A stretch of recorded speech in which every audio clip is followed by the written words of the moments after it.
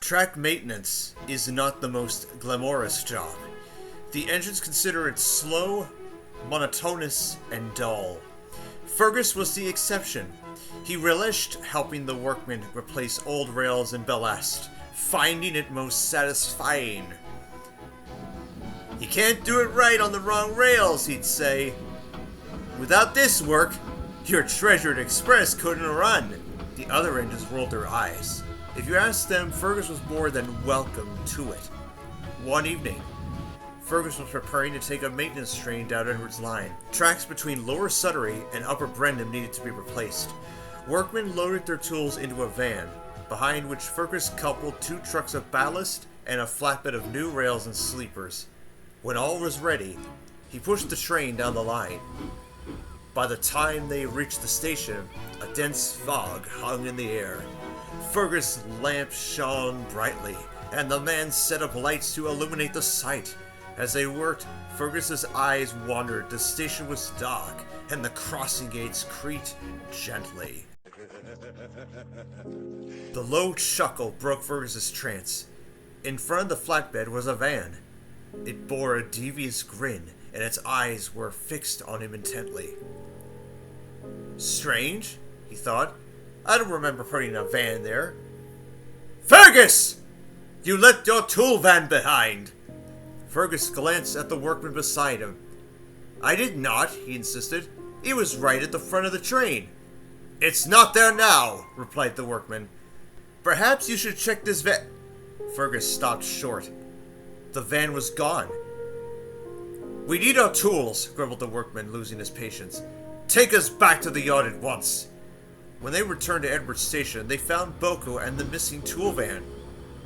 "It's not like you to leave trucks behind," remarked Boko. I didn't leave it behind," Fergus protested. He stopped again. At the back of the goods shed sat the grinning van, shrouded in darkness. "Would you like me to take the maintenance train?" Boko offered. "You seem distracted." Fergus looked back to the shed. Once more, the van was gone. I'm fine," he insisted. "The fog must be playing tricks with my eyes. Anyhow, we must be up at once." With the tool van in tow, Fergus left the yard once more. For an engine known for his focus on the task at hand, his mind thought only of the strange van. He kept a watchful eye all the way up the line. Now that they were properly equipped, the men worked fast. They replaced the rails at Lower Sudbury and slowly worked their way along the hill towards Upper Brenham. All the while, Fergus was quiet. "Not to worry, old boy," comforted his driver. "We're all a bit forgetful sometimes." Fergus didn't hear his driver's words. He was squinting through the fog towards the head of the train. In front of the ballast trucks was a barely visible grin. There came a sudden rush of wind. Fergus shut his eyes as he braced the gale. "Watch out!" Fergus opened one eye to identify the source of the noise, only to find himself face to face with the van and his awful smirk again. "I don't know who you are," Fergus bellowed, "but I've had..." Suddenly, Fergus was being pushed down the hill. His brakes screamed as he tried to hold the train, the sound mixing with the howling wind and the vile cackling of the van. Fergus shut his eyes, straining with all his might. With one last effort, he stopped at the bottom of the hill. He opened his eyes, and once again, the van was gone. By morning, the fog had cleared, and Boko arrived with the breakdown train. The workman spoke to Fergus. "That was some mighty wind. It blew one of the ballast trucks over, and sent it toppling down the hill. The tool van must have rolled back and bumped you."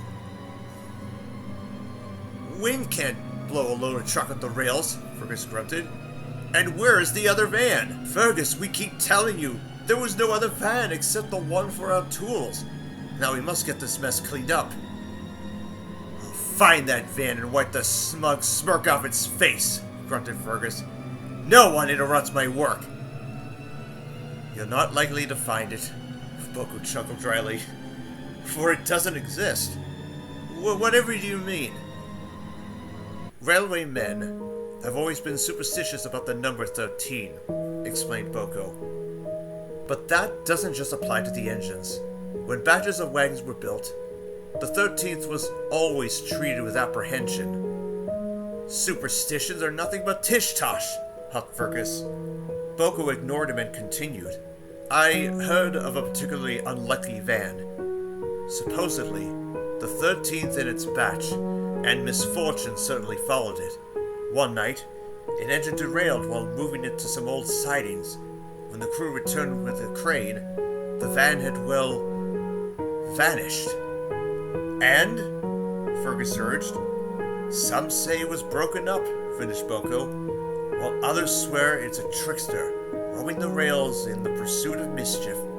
When things go wrong without reason, it's likely the work of the 13th van. Many dismiss it, but you know what you saw. Fergus said nothing. As far-fetched as poltergeist seemed, he couldn't explain how the van moved and disappeared of its own accord. He continued his work with the maintenance crews, but was more focused and alert than ever before.